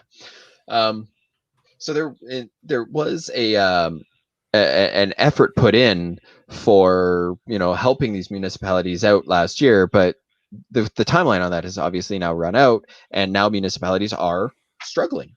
They're saying, like, well, okay, can you like put in another program since you're wanting to help them? They're not doing enough to help us, so you guys need to be the ones who are actually doing what we need you to do, which is be our leaders. So there are some municipalities saying that up to 98% of their unpaid taxes are just from the shallow gas industry, and the provincial government is not continuing the credits for the shallow gas relief program, which is what I was just alluding to there. I just couldn't remember the name of it because I hadn't gotten far enough in my notes. So there's no longer this credit, and now these places are going to be expected to absorb this 35% cut in taxes, assuming those taxes even get paid. And yes, Alberta does need to get into the weed game. The problem is that BC has the reputation for it, and I'll admit they've got some good quality stuff out there. So we also have a representative, or the president and CEO of the Canadian Association of Petroleum Producers, who is now saying that property assessment values under the current system aren't accurate, and he doesn't see that this 3 years off is a break. It's just an interim measure to correct the system issue that is built up over the long period of time. Band-aids. Basically trying to say that, like we deserve a break. Yeah. Because you guys are unfair to us, which I'm still trying to figure out how we've been unfair to them, but that's its own thing. And they're saying that the industries say tax assessments are driving companies out of business. But the properties are assessed by the provincial government, and which evaluates. I thought all those profits were supposed to trickle back down, right? No, it's trickle up. Why are you keep saying trickle down? It's trickle up. More or less. Yeah, and so it's they're saying that their properties are being evaluated on replacement cost, not market value. Which again, it's just more petty garbage of trying to say, well, we don't profit enough, so if you guys could just make us pay you less for your resources, that would be great. And unfortunately, what I really hate to admit about the oil industry, because it's not been great for Alberta. I mean, it's provided some economic strengths, I will admit, is that there were a lot of guys that I knew growing up that, as I graduated in 05, 06, the oil hadn't completely fallen. That was, like 2 years later, they had started working on they would go start working on the rigs. right out of high school, because you didn't need an education.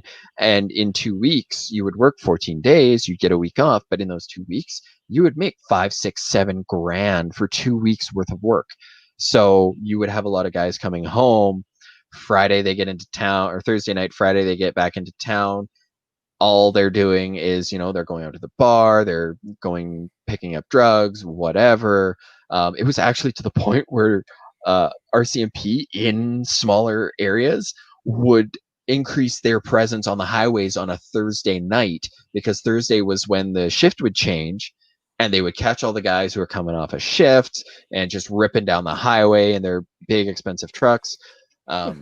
Yeah, and I mean, yeah, it did give some of these guys a lot of, some of them, I will say, they did use the money that they made to go to their education. It didn't just go towards, drugs, hookers, whatever, or, just the fun things in life. It actually went to more long-term strategies.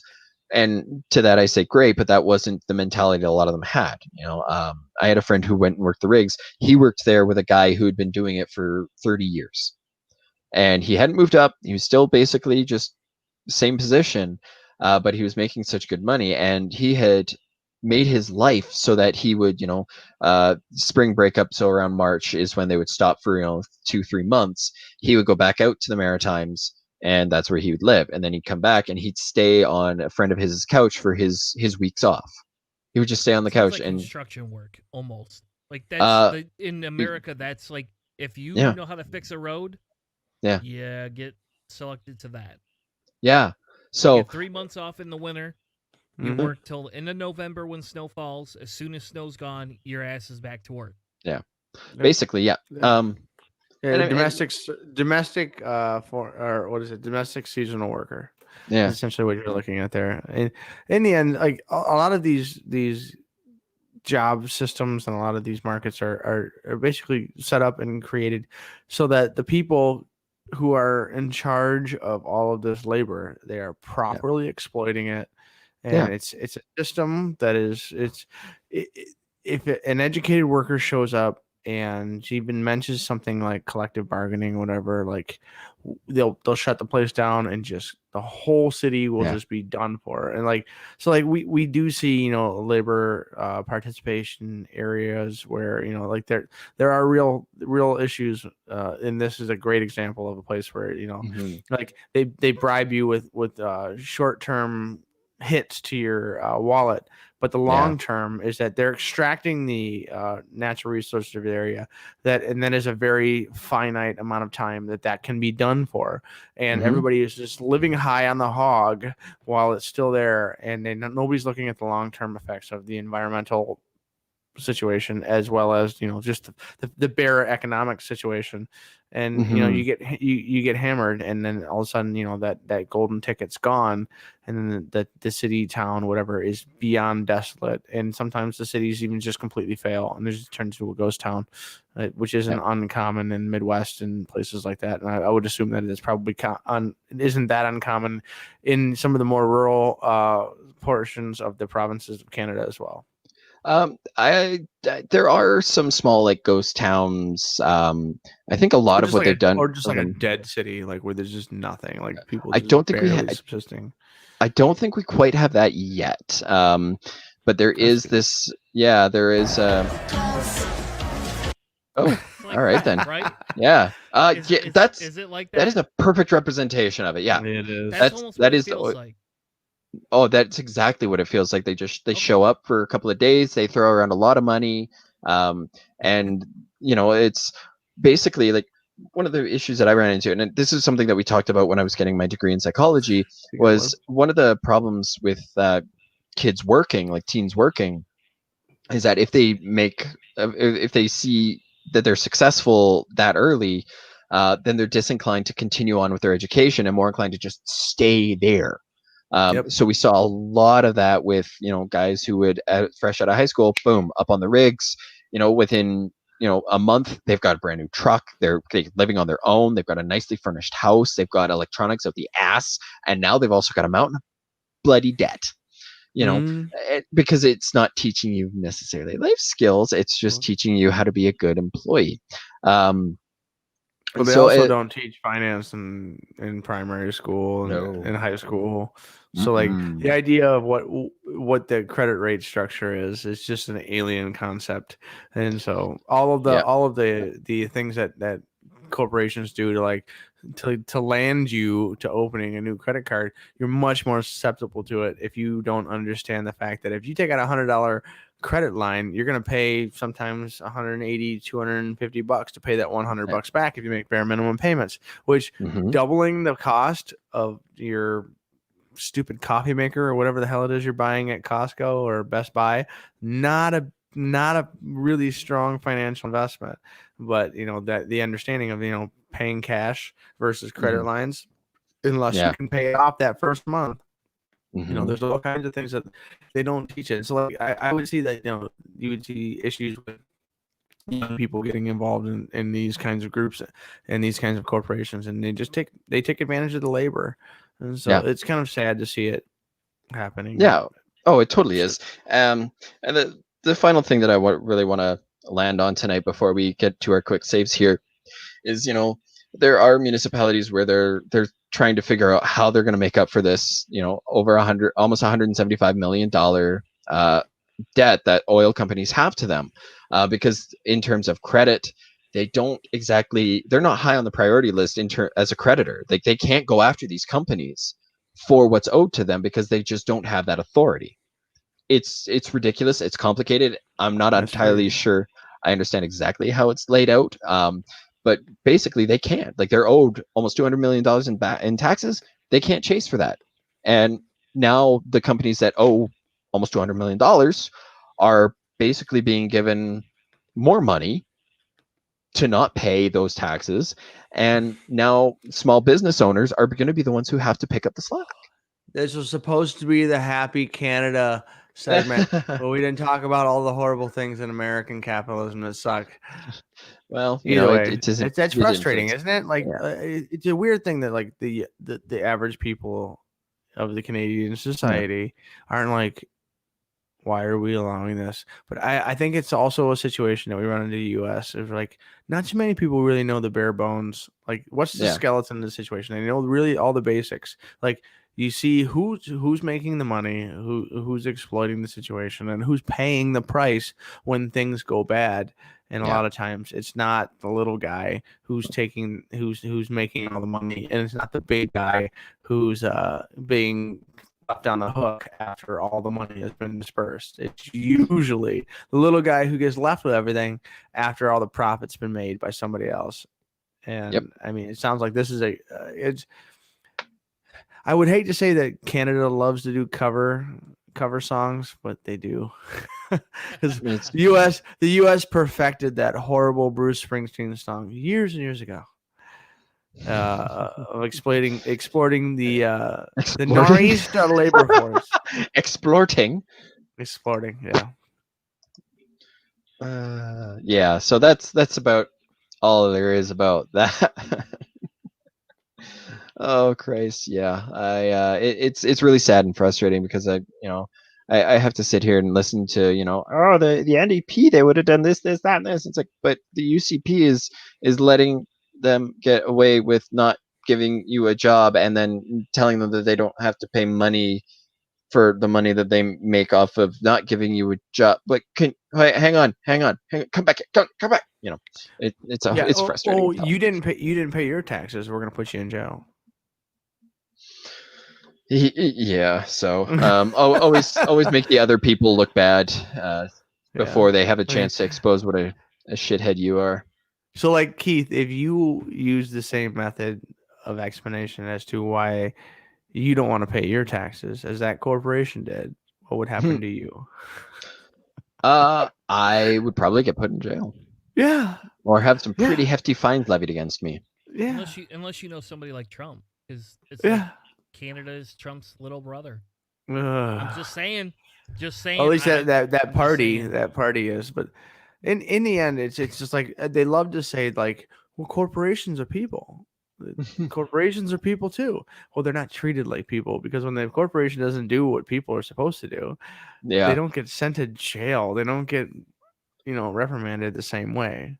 Like if Keith was like, nope, nope, I'm not gonna do it. And also, when you guys tell me I should do it, I'm gonna need more money. Like, it just doesn't work like that for the average Yeah. person. But like, it's if you're Oh. gonna argue that corporations are people, Oh like I god. don't know what Canada thinks of corporations as people. Like we have it here We're at Citizens United, but getting pretty but bad. yeah. Okay. Sorry. Before we move on to quick saves, I just have to share this. So, the United Conservative Party, the UCP, I just saw the greatest rewrite of their acronym, United Clown Posse. Oh man, Violent J and Shaggy to Canada. All right. Oh.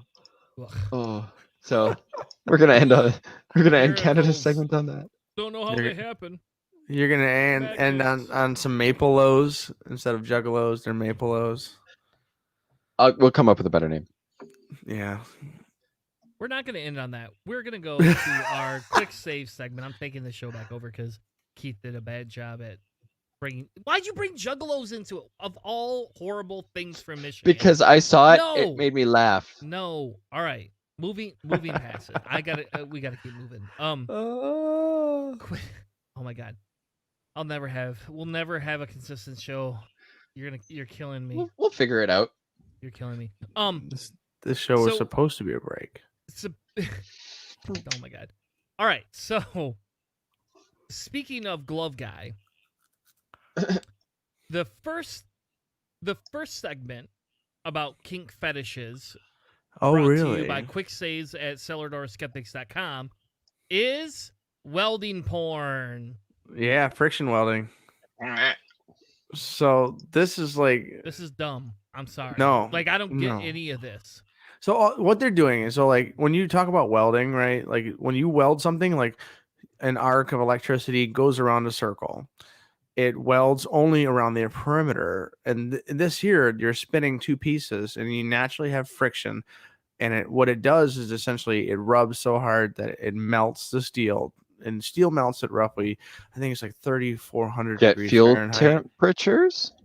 Yeah, and like what they're doing is they're welding stuff just by bare force and friction, and it's a really cool process. But what it does is it creates a welding bead throughout an entire thing. This one here is just two things squeezing really hard, two sheets of sheet metal that are just like, it's just so tight that it's just wow. And this one here is an end mill which runs the chips while it's cutting back through, and it melts it.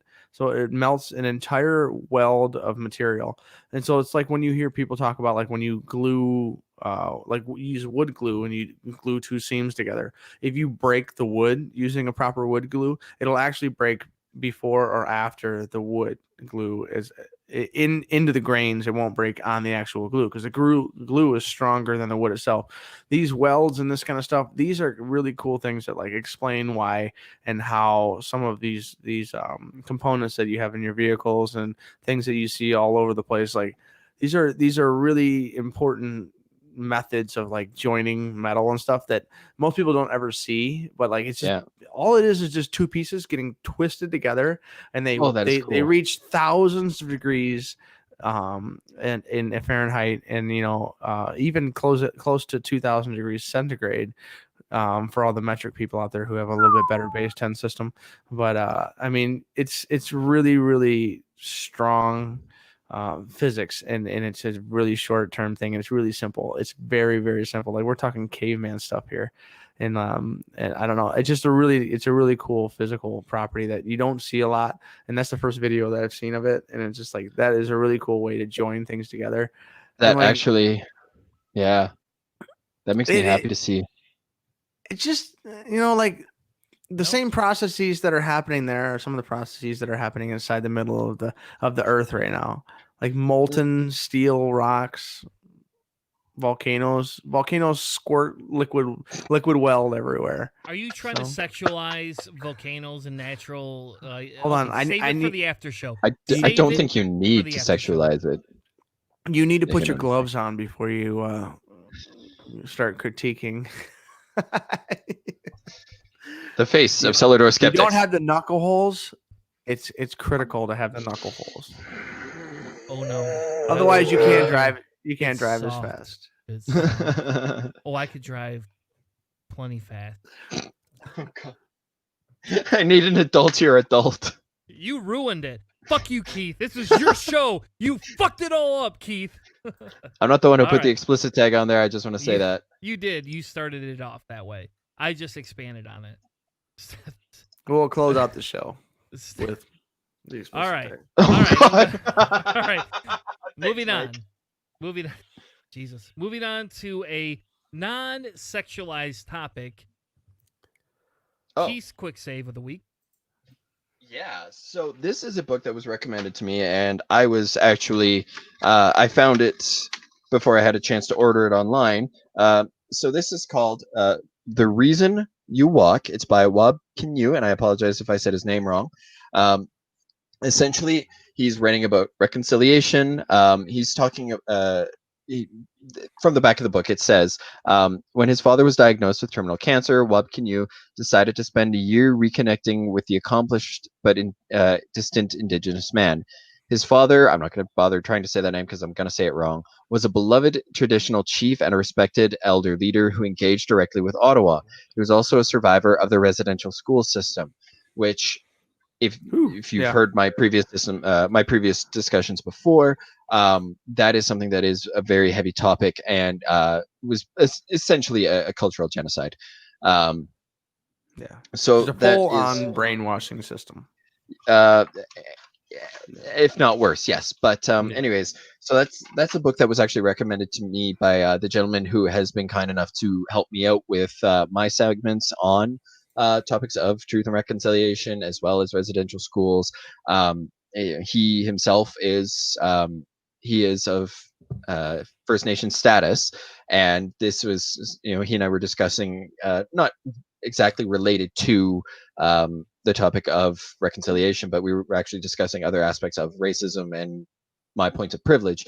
And he said, I think you'd really take value in this book, just to kind of get continue educating yourself, continue developing that framework, as well as for helping to communicate with others who have the same privilege as you and wish to be better, essentially.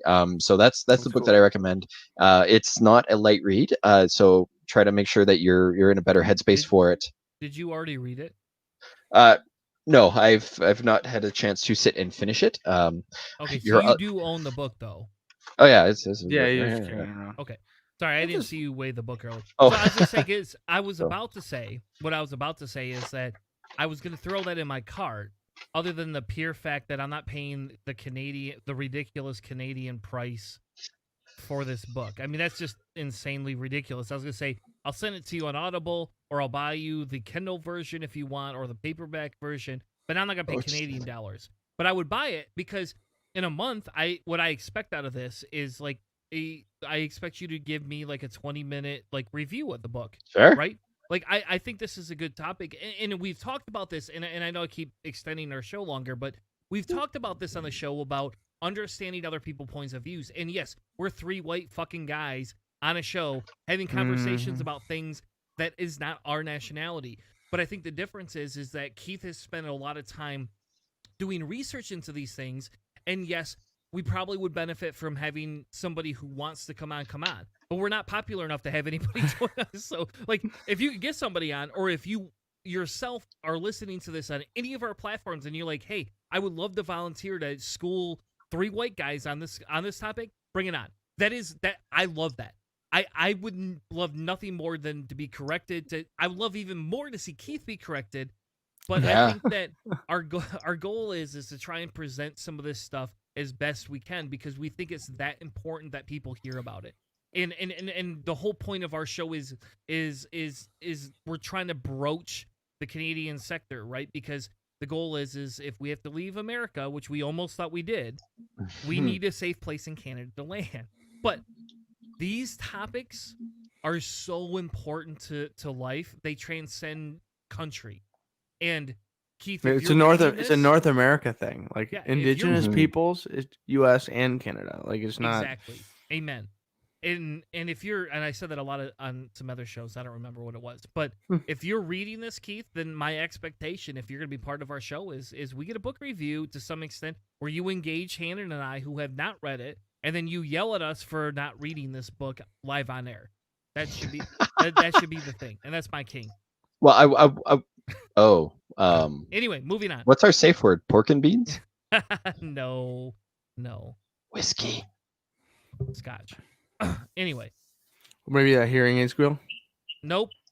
Hey, okay. Now you're gonna derail me even farther because I'll get this side conversation. Maybe this is an after show conversation, but I was at my buddy's house and we all like death metal, and everybody on the show really likes metal, but I like extreme metal that people don't normally like Job for a Cowboy. Have either of you ever heard of Job for a Cowboy? Got Job for a Yeah. Cowboy. Yeah, You no, don't. No, you I don't. listened to them. They used to play them on Liquid Metal There you go. relatively commonly. But So yeah. you know Yeah. when he sings and some of it gets high pitch and it sounds like a pig squeal. Yes. There is, Yeah. and this is next week. Remind me, this will be my topic for next week. There's a South African metal band that there's no way you could pronounce this name, and they have, and I should have made this today because now we're getting into this, but they have a whole album where they make fun of themselves for their pig squeal vocals. They do. They make fun That of kind of themselves where they go, self-awareness "Wee, is wee, wee," you know, that like, kind what of the fuck? self-awareness is it's priceless. Like a band that can be just take 10 steps back and then look at themselves and be like, It is. It's amazing. Those are the It's best. amazing. Yeah. So, all right. So your goal this week is to remind me tomorrow that's my quick save for tomorrow. My quick save for the week, and this Uh-oh. comes because they re-released Rick and Morty on season 4 this week, and I Okay. rewatched every episode twice. And the idea behind Rick and Morty is amazing, in my opinion. I don't care what anybody says. The idea behind Rick and Morty is just off the charts because they talk about, interdimensional, different things. They talk about, multiverses, and that's like part of my why I like that show, right? I mean, yes, I like to drink, and I like Rick, who's a dick. I don't like him as a human though. It's like BoJack Horseman. You just don't like that guy. It doesn't matter what you do. And I know Keith thinks that show is the best show that's ever been made in his whole Totally. life. And maybe for Patreon content, Keith and I will watch that show together in a month. Maybe in December that's what we're gonna do is watch that show together. Because I can't release it publicly because we'll get blocked.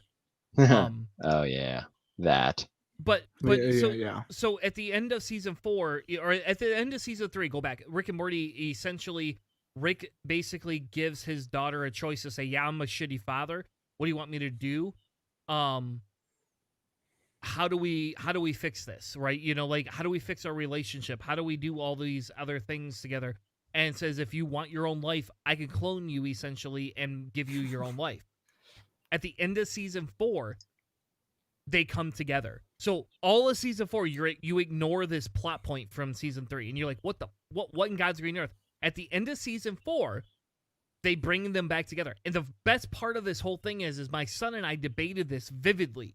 He won't come on air and do it with me, but we debated this for hours about which Beth is the real Beth in this show.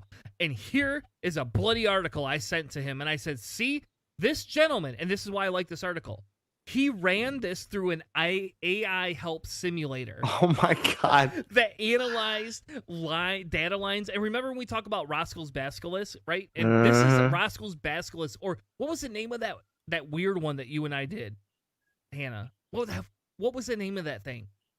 Rocco's Basilisk? It's No. Remember we had that AI that we were putting questions into.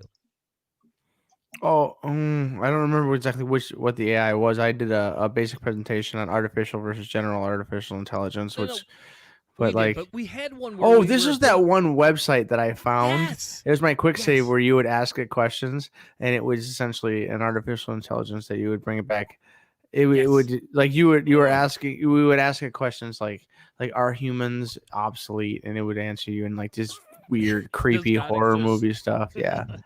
So, Yeah. But anyway, the idea, the reason I chose this article is because I rewatched that episode twice, and then, I get curious, and I want to know, and I want to know all the things. And this guy took some weird scientific mumbo jumbo and put it together, and then explains who is the real Beth. And we're not gonna reveal. I'm not revealing this to anyone.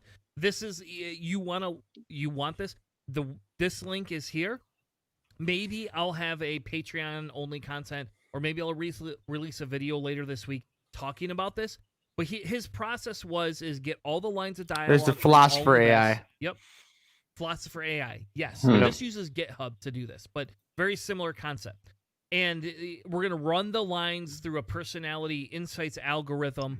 We're going to visualize the personalities and draw conclusions, and then basically say which one is Family Beth versus Space Beth, and predict which is the real Beth. And I would play Slim Shady's, will a real Slim Shady stand up if we wouldn't get censored? Yeah. Yeah, so the basic idea is you created a logical structure, and you need to find out who's gonna come out on top, right? Which character in Rick and Morty for the daughter is gonna be the winner. The philosopher AI probably can't solve that. So the philosopher AI that we talked about is one of our quick saves. I believe it was mine.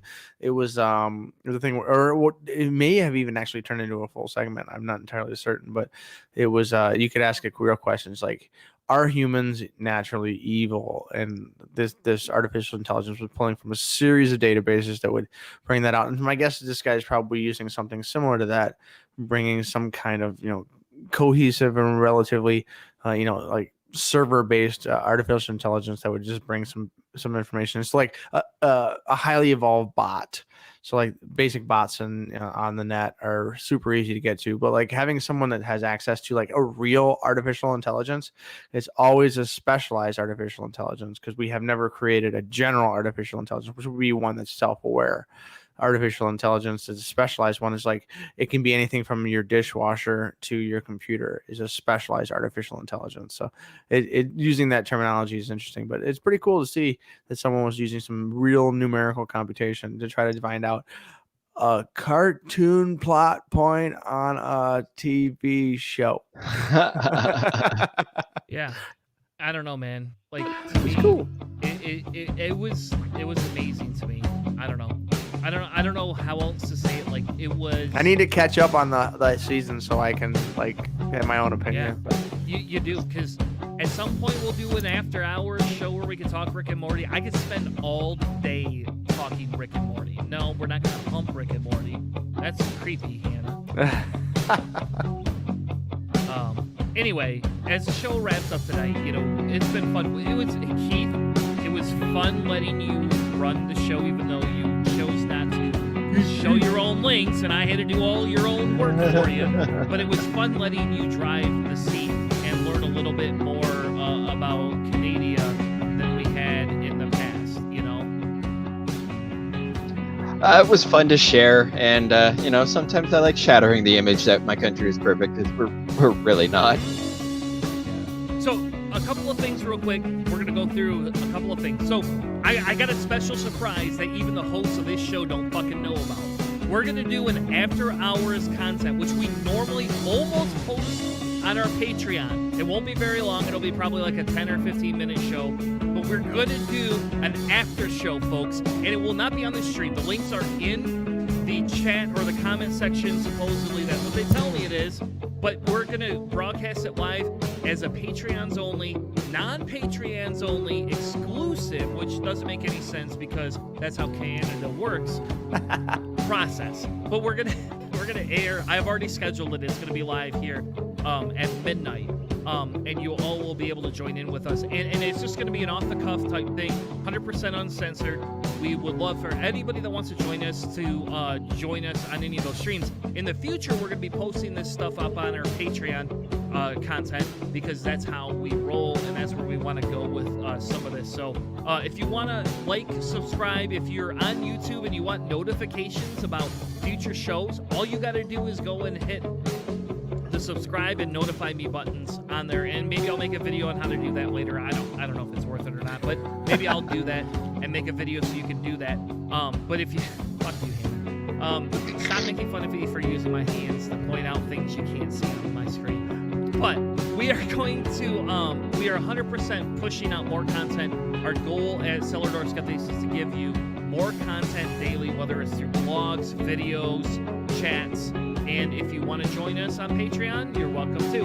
Anyway, thank you all. Have a good night, and we'll see you at midnight if you want to join us.